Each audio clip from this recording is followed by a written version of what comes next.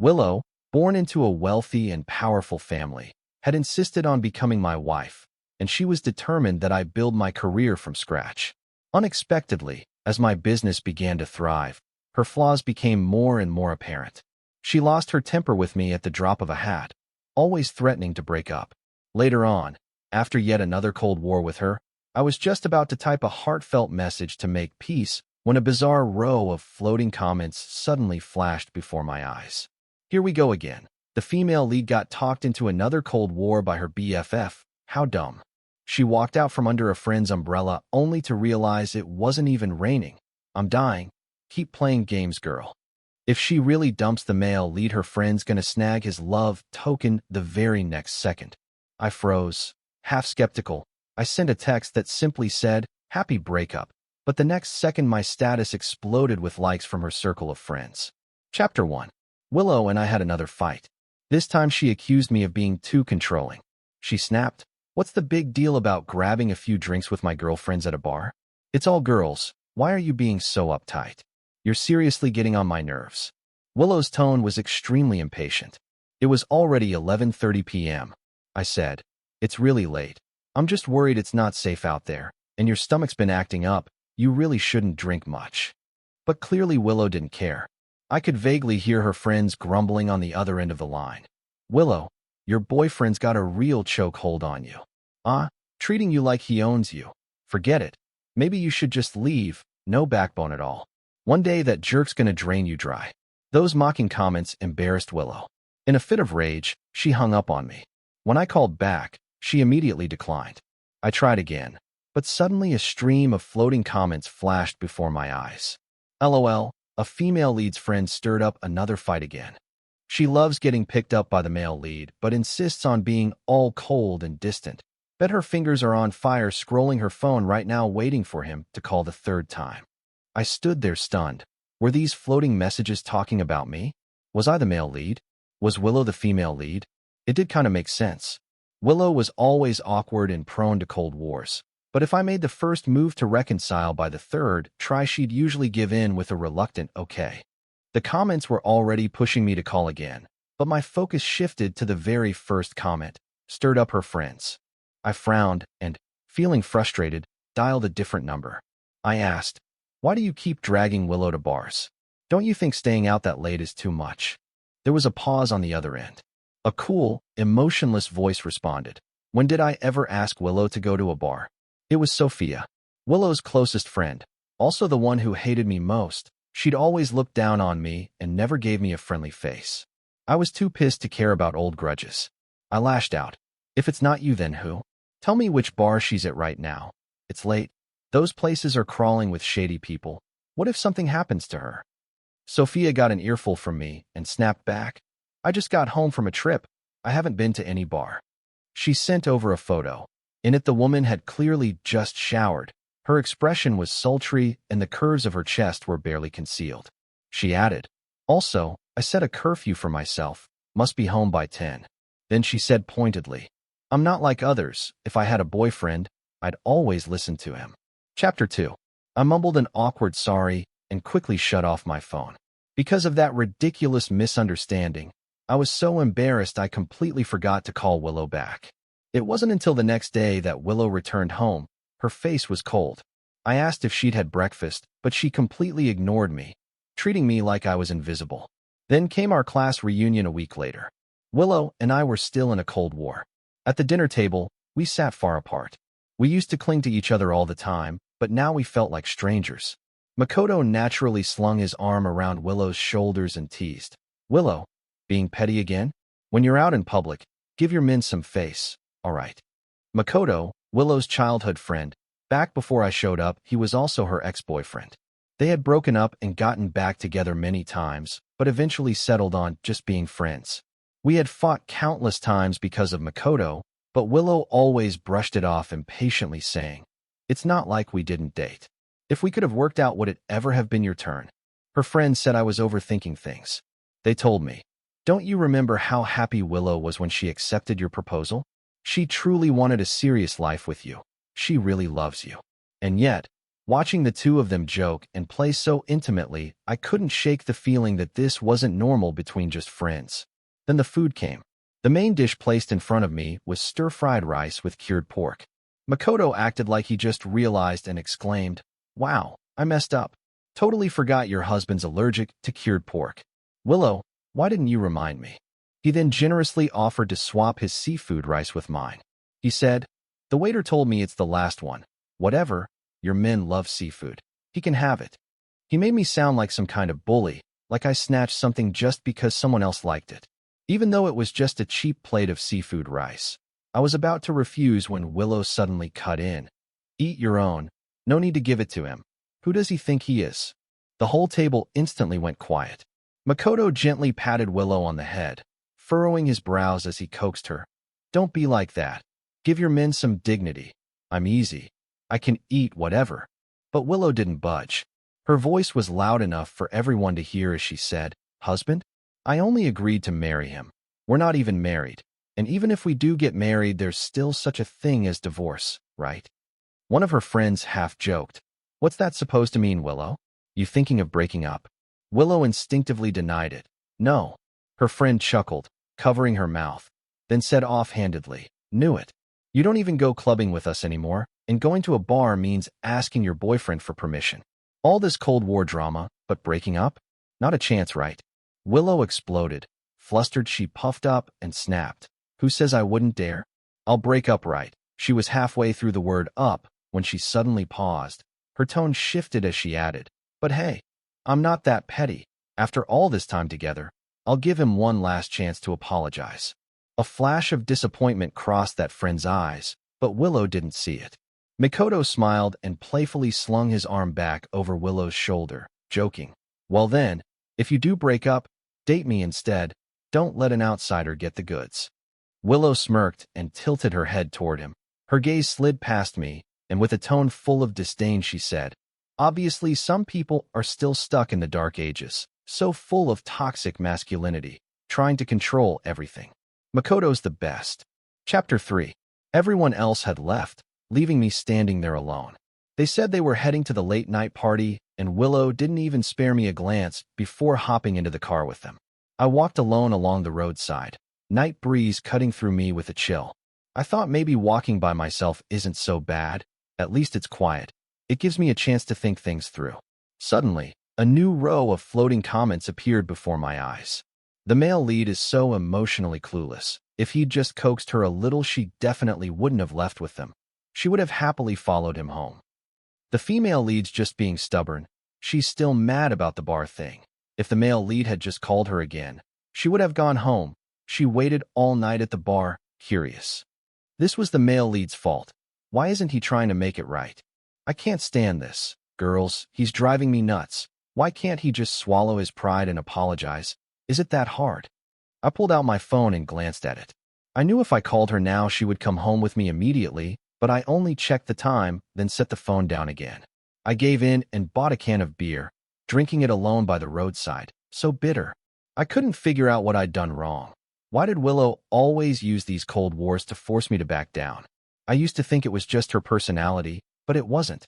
She never threw tantrums at anyone else. Even when friends scolded her for no reason, she'd wonder if it was her own fault and then try to please them. She didn't have a bad temper. She just had a bad temper with me.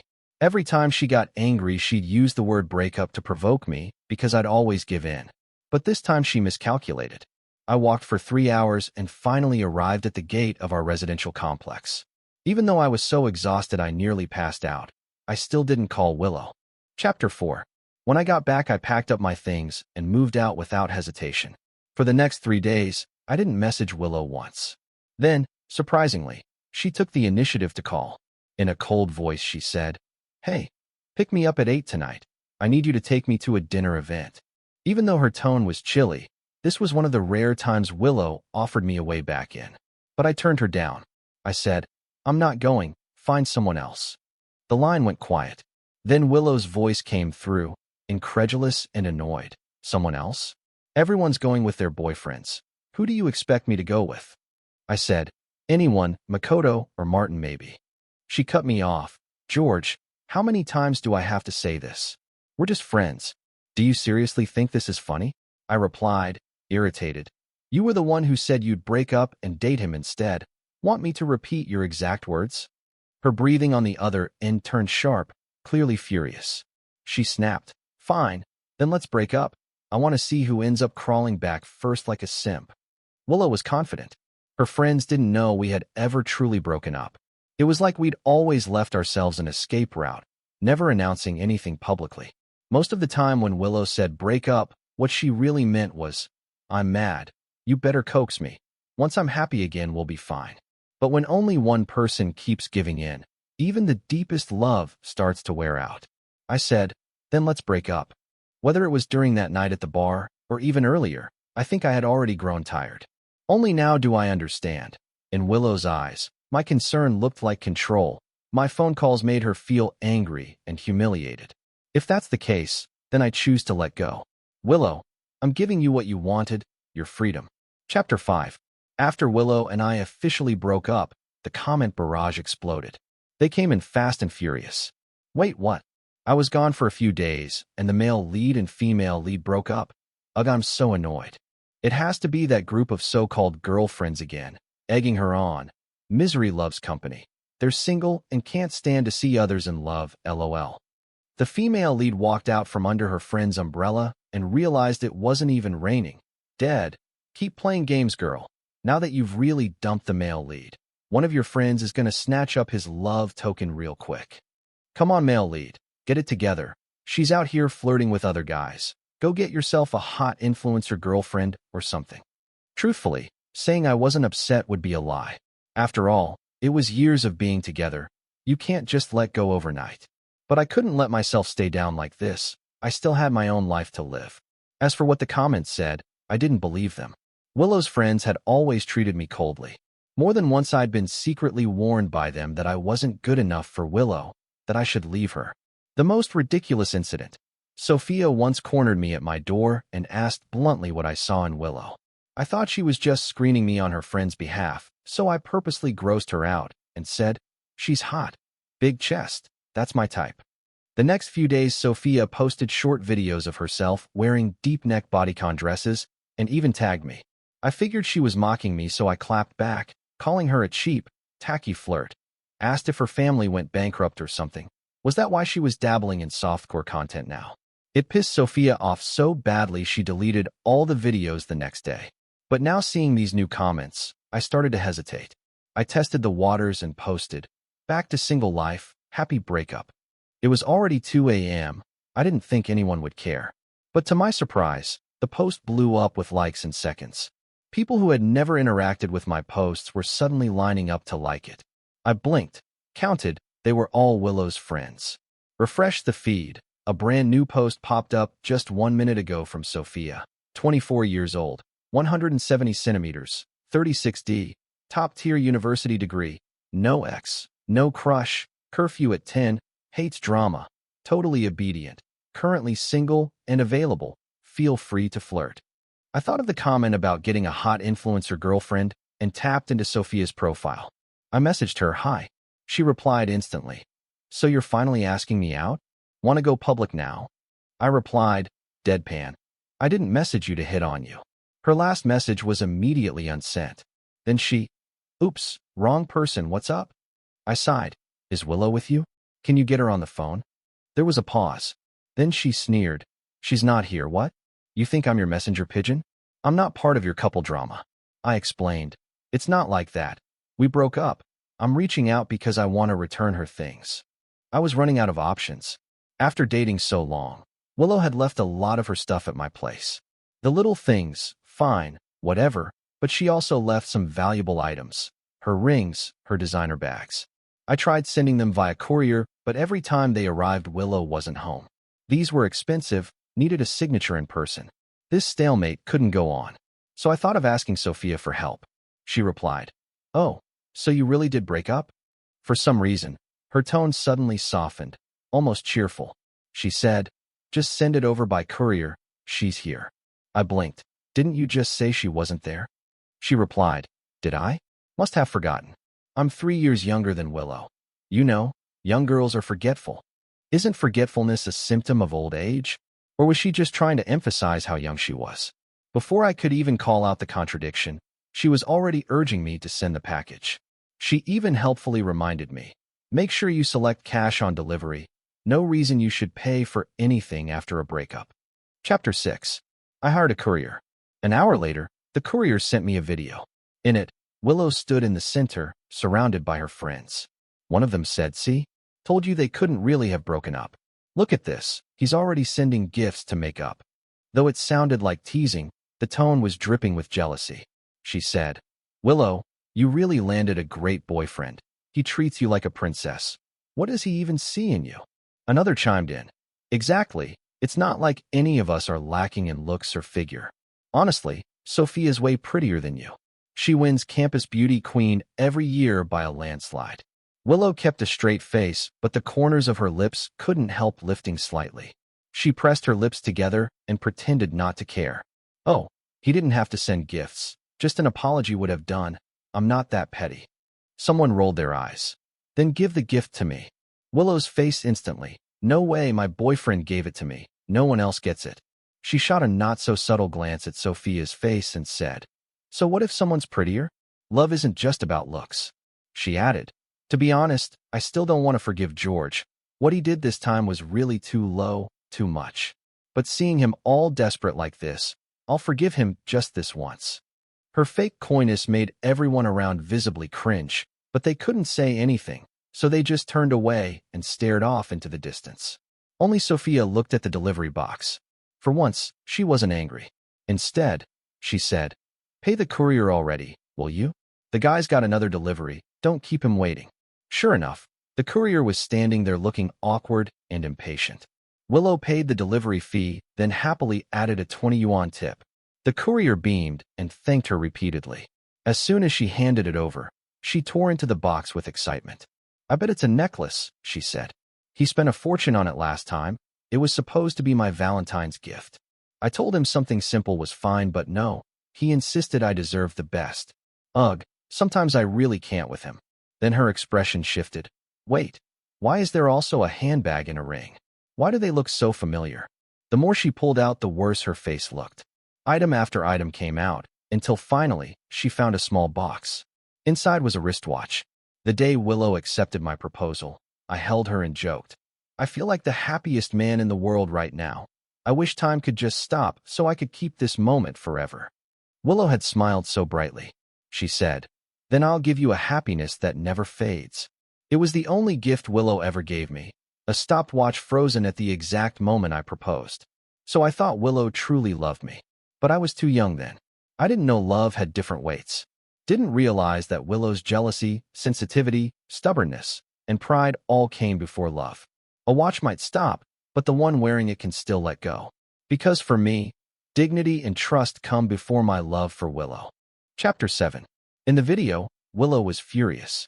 She didn't care about the value of those things at all. She smashed them like they were her worst enemy. One of her friends tried to hold back a laugh while comforting her. "So what if it's a breakup? Three-legged toads are hard to find, but two-legged men are everywhere. Look on the bright side. He returned your stuff, but didn't ask for the gifts he gave you. At least that means George isn't some petty jerk." The comment barrage lit up again. The female lead's friends are so toxic, always bad-mouthing the male lead, saying he's cheap, stingy, won't even buy her a house for security. They just want free benefits, always stirring the pot, always sowing discord, saying all rich guys are trash, that the male lead's probably cheating behind her back, pushing her to demand a bigger dowry just to break them up and take his place. Thank God our girl actually loves the male lead. She didn't fall for their tricks. I swear, I'm shipping them so hard. Please get back together.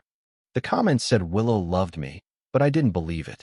If she loved me, why didn't she ever get angry when her friends trashed me like that? She was always so chill with them, never lost her temper, even when they slandered me behind my back. She stayed close to them, told them everything about our relationship, down to the pettiest little fights. That kind of so-called love the comments talked about. It's nothing but a castle in the air, a beautiful illusion, like moonlight in water. That night, Willow made it official on social media. She and Makoto were now a couple. Her post read, "After everything, the one I love most has always been right beside me." As if aiming it at someone, she added, "Even if someone regrets it, I won't forgive him. This is the price he pays for what he did." All her friends except for Sophia liked the post in perfect unison. A minute later, Sophia posted her own status. "What a slut. Absolutely disgusting." Willow immediately commented with a question mark. "Sophia didn't say it was about you."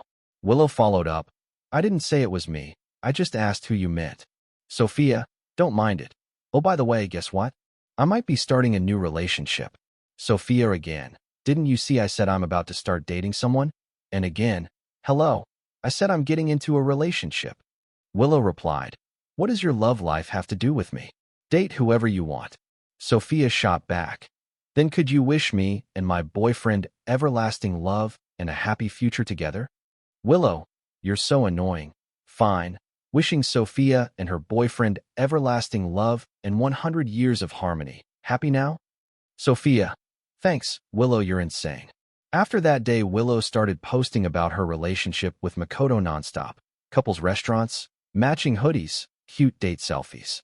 Every time she posted, her friends would go wild, tagging me like they were on steroids. I was fed up, blocked them all, every last one. But blocking them online didn't help in real life because I worked at the same design company as Willow and Makoto. More than once I ran into them acting all lovey-dovey at the office. No shame, no filter. Willow would pout and say she wanted strawberries. Makoto would indulge her, letting her eat the pointed ends while he ate the butts of the berries. But whenever they fought over something, Makoto never tried to smooth things over. It was Willow who always lowered her head and apologized first. Watching them felt like watching my old self. Except I wasn't Makoto, I was Willow. I was the one who always bent over backwards. Always the one who made peace. Chapter 8. A few days later, a major client was visiting the company. He had just built a new office building and hired our firm to do the design. Originally, the project was mine. I was the top-performing employee and also the strongest designer on the team. But my supervisor and Mr. Liu, the father of Willow Liu, were old acquaintances. He had watched Willow grow up. Willow went to ask him for help, and just like that, the project was handed to Makoto, who had only been with the company for less than 2 years. My supervisor said, "George, Makoto's new. He needs this project to establish himself here. You've been around long enough. You don't need the opportunity. Let him have it." And just like that, I was forced to step aside, missing out on a crucial step toward a promotion. Willow probably knew how much this project meant to me, but she didn't care. She went out of her way to pull strings for her childhood sweetheart, yet demanded that I work hard and not rely on my family's business. I used to be manipulated by her so-called belief in earning everything on your own. But now I've come to realize whether or not relying on family is okay. That's up to the family to decide. And Willow using her connections to help her boyfriend's career, it just made her double standards painfully obvious. Looking back, I find it almost laughable. When I came back into the office with my coffee, the first thing I heard was a long sigh. Makoto was shaking his head, looking helpless. He said, "George wouldn't do something like this. There must be some mistake. He couldn't have deleted my design files on purpose." The people around him immediately jumped in, offering sympathy while fueling the fire. "George was the first one in this morning, and you came second. Who else could have gotten into your computer? Come on, he's been eyeing this project for ages. Then the company gave it to you. Of course he's bitter. This is so low. The client is coming any minute now, and the design files are gone. He's ruining our company's reputation." Makoto kept up the act. "It's my fault. I worked late last night and forgot to take my laptop home. If I kept it with me, this wouldn't have happened." With just a few words, his regret, their concern, they were already pinning the crime on me. I let out a laugh. I looked around coldly and said, "I didn't delete anything. Check the security footage if you don't believe me. I never touched your computer." Makoto's hand froze midair. Someone immediately jumped in. "Everyone knows Makoto's desk is in the corner. That camera has been broken for ages. If you're going to deny it, at least try harder." I asked, "So it's broken and there's no proof. Then why are you all so quick to accuse me?" A snide voice. "There were only 2 people here this morning, you and Makoto. If not you, then him. This is a major client. If things go wrong, someone could get fired. Who would take that kind of risk with their career?" The others quickly agreed. Makoto gave a bitter smile and said, "If you really wanted this project, I could talk to the higher-ups. We could colly at it. George, why would you do this? I worked so hard to get into this company. I really value this job. Worked hard. I almost laughed out loud. He got in through personal connections. What was so hard about that? The gossip around me grew louder and uglier. Everyone was piling on, ready to accuse and insult. Just as someone stepped forward looking like they wanted to hit me, Willow walked in. She rolled her eyes at me and said with contempt, George, I know you're bitter about me and Makoto, but this is just pathetic. If you can't have something, you destroy it? You're disgusting. That one sentence sealed the narrative. Worse yet, I had no evidence, nothing to defend myself with. After a moment of silence, I looked at Makoto. What do you want me to do? He hesitated, then said, I don't want anything, just an apology. Just an apology? How generous he made himself seem. I smiled and said, I'm not apologizing to you. Willow couldn't help stepping in. It's just an apology. Makoto isn't even holding you accountable for the damage. George, you're seriously ungrateful. What? Do you want to be fired? I cut her off. You think I want to stay in this company? You think I need this company?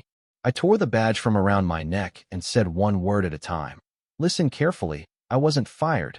I, George, am quitting. Because I looked down on you, Makoto.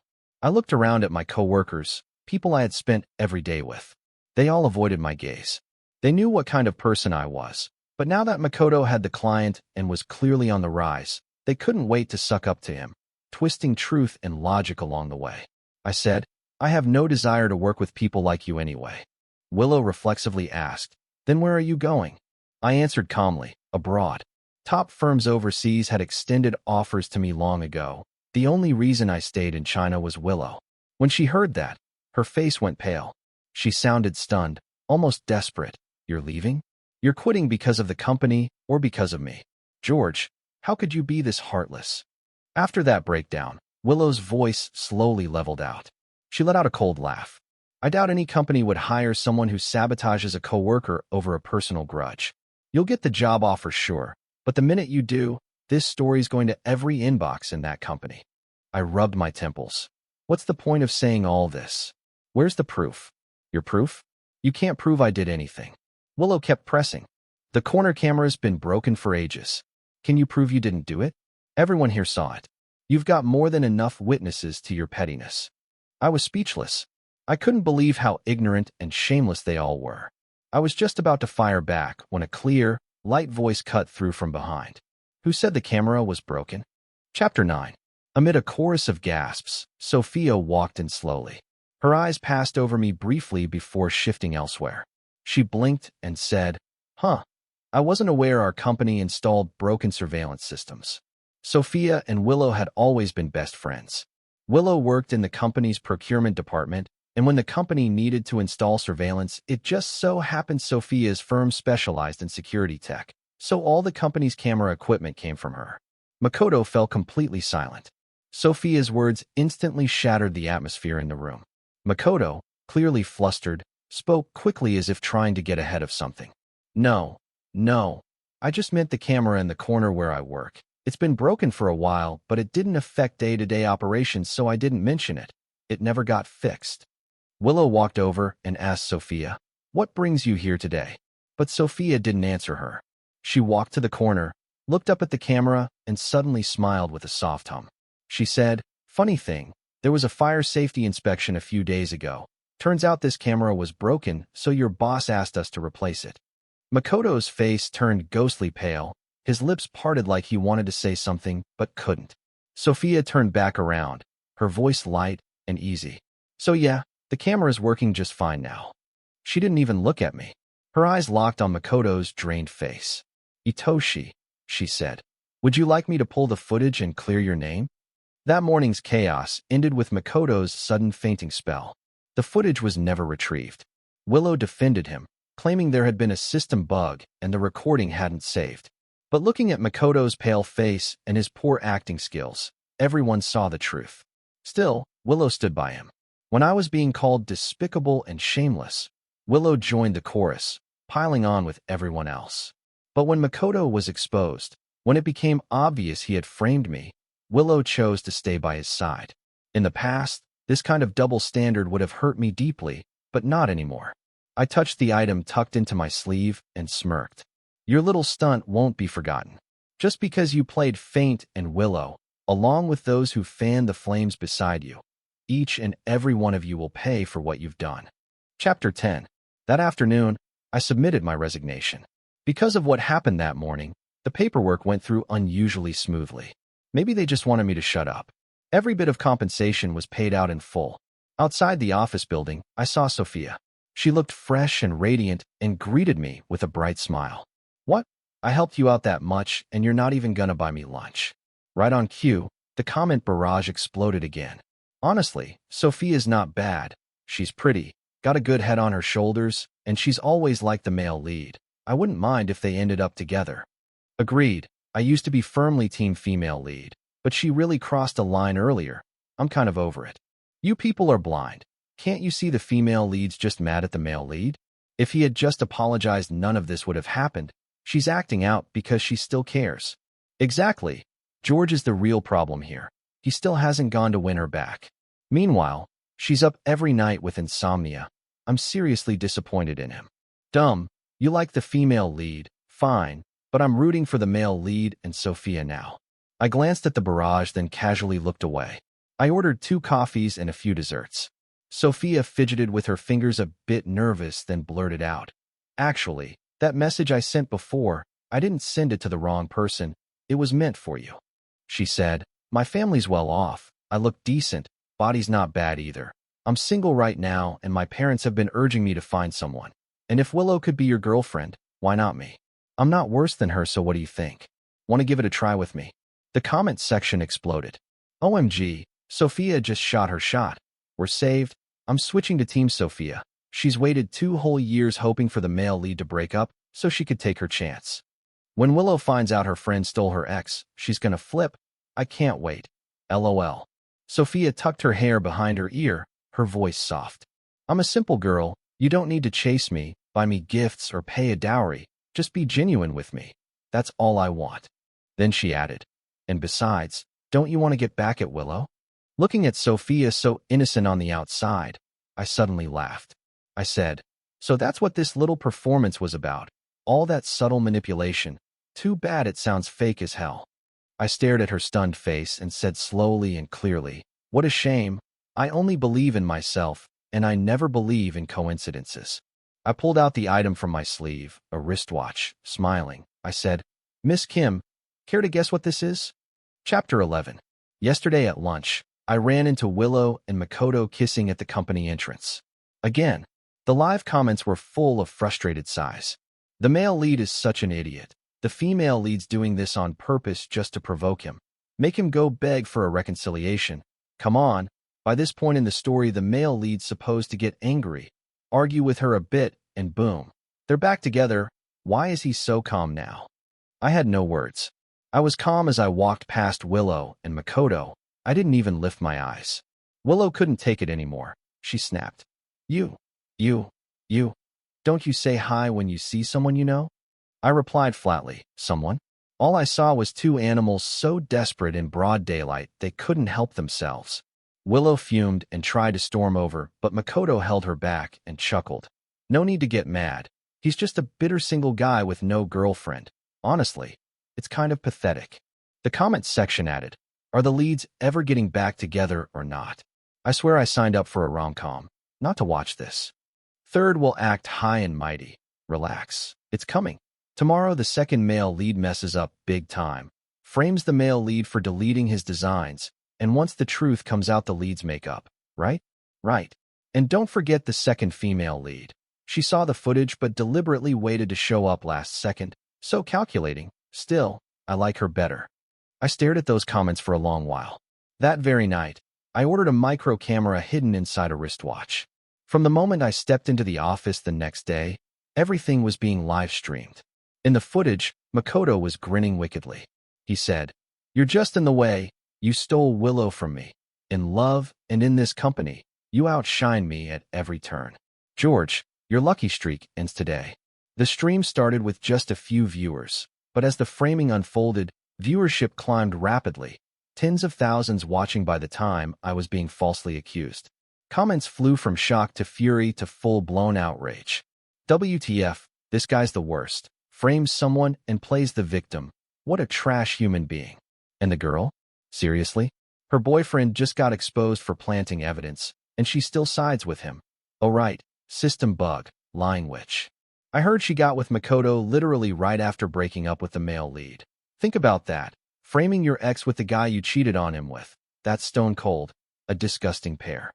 If their scheme had worked, this man's reputation and career would have been ruined. The backlash exploded. Outrage poured across the internet. Eventually, the design company couldn't handle the pressure. A few days later, they issued an official statement. Makoto was fired due to the reputational damage he caused, along with the loss of clients and contracts. They were pursuing legal action and financial compensation. As for the other main character, Willow, her situation wasn't much better. Her photo went viral, her identity and background were dug up, even her family came under fire. Mr. Liu, her father, was furious. He dragged her home that same day and punished her according to the family's rules. Willow ended up collapsing and was rushed to the hospital. She couldn't get out of bed for a month. The moment she woke up, the first thing she did was try to call me. Of course, I didn't answer. She tried again with different numbers until I got annoyed and changed my number entirely. At the same time, the overseas company I'd been in contact with had sent my official job offer. The day before I was set to leave the country, I ran into Sophia again. She looked tired, her clear eyes fixated stubbornly on mine. She asked, "You were with Willow for so long. Why not give me a chance?" I paused mid-step and asked back, "But why should I give you a chance? Willow and I did have a good time once. We were still young, inexperienced, and I believed her when she told me to move out and make it on my own. She stayed by my side back then, lived with me in a damp basement apartment that cost $500 a month. On dates, we only ate cheap street food with big portions. Once I started working, my income grew and my future looked bright. I really thought I had found the right person. But problems started creeping in. I gradually realized the flaws in Willow's personality. She always lost her temper at me, always chose to believe her friends over me. I thought that as long as I showed her love, I could hold our relationship together. But it turns out that's not how it works. No relationship can survive on just one person's effort. If you ask me whether I regret it, I'd say yes, but sometimes I also don't. When I love, I'm brave, I'm bold, I'm passionate, and that has never been a flaw. A single failed relationship can't destroy the rest of my life. It also doesn't get to define me as a person, not completely. I know how to give love, and I know when to walk away. When I love with courage. When I stop, I let go with clarity. Sophia's expression darkened. She said, "Fine, I admit it. I admit I was calculating.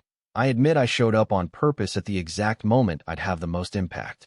But I only did it to leave a good impression on you." Her confession came quickly, almost like she was accusing me now. "George, you're too suspicious.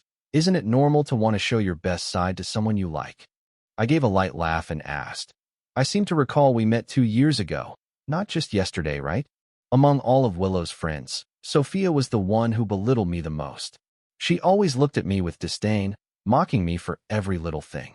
That summer I bought Willow a necklace. Sophia called me a stingy guy and said if I truly loved her, why didn't I put her name on the deed to my house? That autumn, Willow and I went on a late-night bike ride to another city. It was a lovely time, but right in front of me, Sophia told Willow, "A real man takes his girlfriend for a drive in a luxury car, not a loser dragging her around on a bicycle in the cold." Willow's circle of friends always tore me down with sneers and mockery. Every word, every look, all saying the same thing. "You don't deserve Willow. If you had any sense, you'd get lost." But we stayed together, and the longer we stayed, the more resentful they got. Every new encounter, they upped the intensity of their insults, and in front of Willow, their judgment of me only got harsher. I laughed and said, "And let me guess, to drive a wedge between me and Willow, you probably offered to test me on her behalf, didn't you? But you didn't hold back on calling me a pervert, a creep, a shameless bastard." The way Sophia's face changed told me I was right. I said with a smile, or maybe even worse words, so foul they'd be auto-flagged by any platform. "So tell me, why would I give someone like you a chance?" Sophia pressed her lips together and tried to defend herself. "I didn't mean those things. I just wanted Willow to hate you. If you two broke up, then maybe I'd finally have a shot. I cut her off. So your so-called love is built on lies, manipulation, and slander? Then the guy who ends up dating you better watch out. He might wake up one day and find himself accused of assault, just like the comment section always said. Yes, Sophia did like me. But if I can't feel it, then it's not love, and if the affection's never expressed, then it's not real attraction. I read through those floating commentaries, but I kept my mind clear, calmly protecting myself from the shadows behind the script. As for the kind of love they talked about, whether from Sophia or anyone else, even Willow, I never truly felt it. I live beyond the scrolling comments in a world far more vivid and raw. In the end, the only one who saved me was me. When I realized that someone who was cold and cruel to my face could harbor such twisted thoughts behind my back, I was sick to my stomach. I barely slept that night. It felt like I was being wrapped in sticky, poisonous snakes, dark, vile, suffocating. In the end, I left Sophia with one final. With a heart as filthy as yours, none of you will ever deserve true love. Chapter 12. I saw Willow again 3 years later.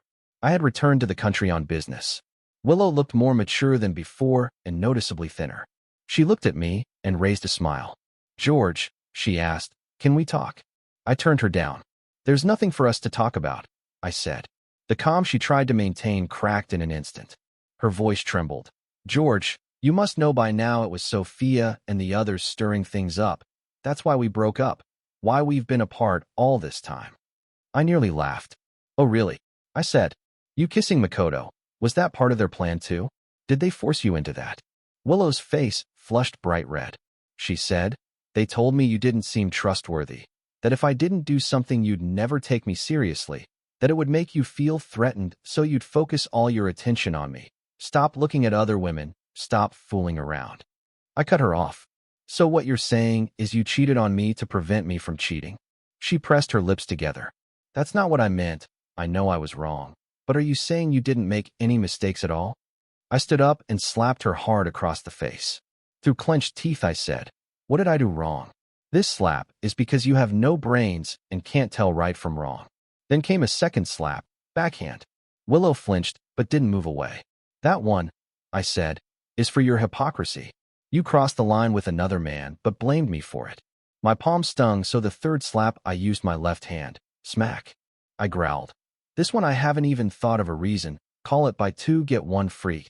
Willow didn't dodge. She stood there and took it all. "I'm sorry, George," she whispered, her eyes reddened with tears. Her voice shook as she said, "I just didn't feel secure. You're so amazing. Anyone who spends time with you is bound to fall in love. That's why I was always anxious. That's why I kept testing you, starting fights, giving you the silent treatment to see if you still loved me. But now I know that the worst thing in love is doubt and games." She was choking on her sobs now. It was nearly a plea when she said, "George, can we start over?" I looked at her, her eyes full of hope, and shook my head. No. If I were to forgive just because she repented, if an apology were enough to erase everything, then I would be betraying the version of myself who took years of sleepless nights to wake up. I turned away cleanly. Even as Willow screamed behind me, desperate and broken, I didn't look back. There are always moments in life where we regret the past. It takes years to realize which misunderstandings and missed chances truly mattered. But once something's missed, it's missed.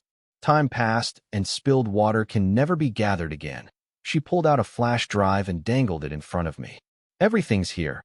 Your emails, the altered report, even the deleted messages you thought vanished. You're not as careful as you think." I stared at the small device, my mind racing. "Why are you doing this?" I asked, my voice barely above a whisper. She tilted her head, eyes gleaming. "Because you crossed a line, and I don't forget. But don't worry, I'm not going to ruin you. Not yet." She slid the drive back into her pocket. "You're going to make things right. Or else."